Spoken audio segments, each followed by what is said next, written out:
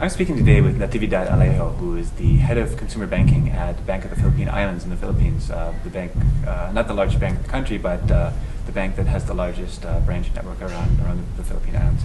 Thank you, Natividad, Nabi, for speaking to us today. So, what I understand, what you guys are doing, I mean, you've been the top retail bank in the Philippines for many years. 9 years. Yeah, that's right. You guys are sort of looking at new segments now. How are you sort of approaching that? I mean, the way I understand, you're looking at the young and you're looking at the unbanked. So where's this taking you guys?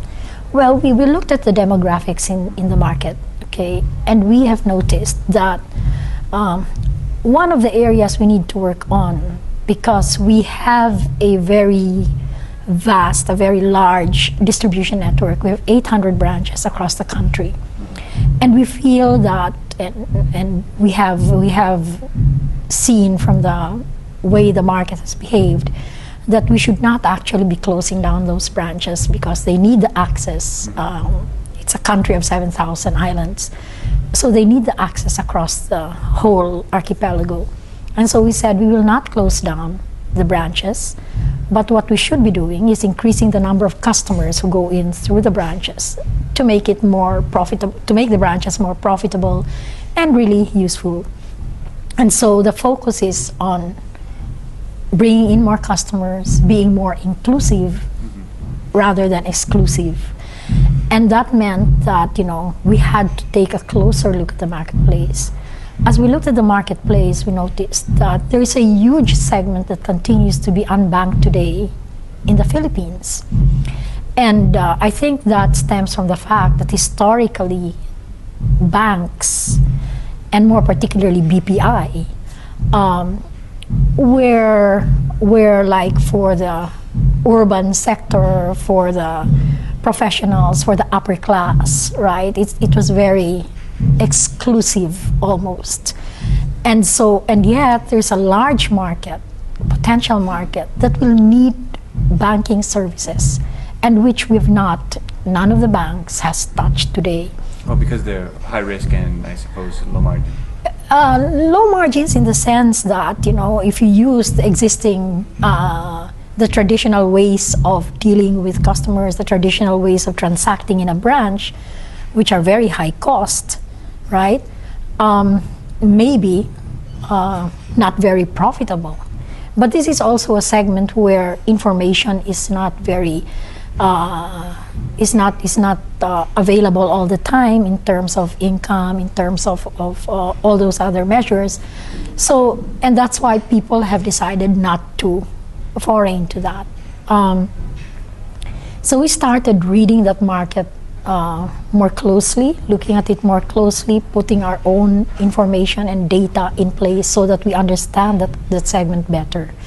And that's what we're doing now. We've started to move down both in age as well as in socio-economic sector.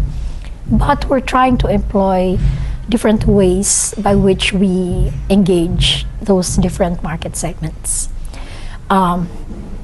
Example, we know that some of the students, the younger people, and even those who are in the urban cities but belong to the lower segment, they don't go to the bank because the bank looks like it's very elite and it's difficult to go in, right? And so we said, let's make it easy to enter. Okay, and so what we started to do was we started with the brick and mortar, made the branch more welcoming, etc., etc. But I think beyond the facelift of the branches, what we've started to do was we've started to put together what we call a mobile sales team. So now it is the bank who goes out to approach the customers rather than just saying, let's make ourselves approachable. We go out actively to approach customers. So our mobile sales team has been very successful at doing that.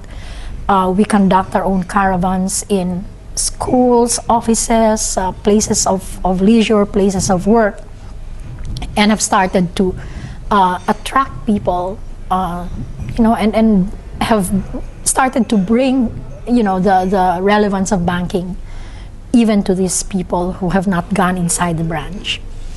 So that's one part of it, and that has helped us really grow the customer base in the last couple of years. The other side is the unbanked, which are really the lower end of the socioeconomic scale. This we're trying to do via a different vehicle that will allow us to engage this segment in a more cost-efficient manner. And to do that, we have gone into a partnership with a telecommunications provider. And the idea is for BPI to provide the banking know-how and the telecoms provider to provide the infrastructure, so that we bring the cost of doing banking down to a more affordable level, okay, to this lower end. Okay.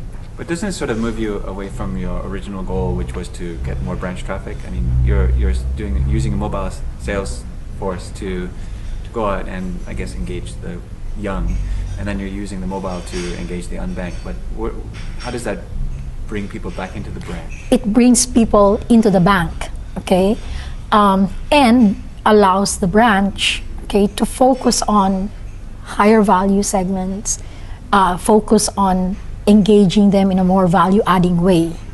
And so people in the front line have a lot more time to talk to customers, get more information, get across, provide more value to these customers.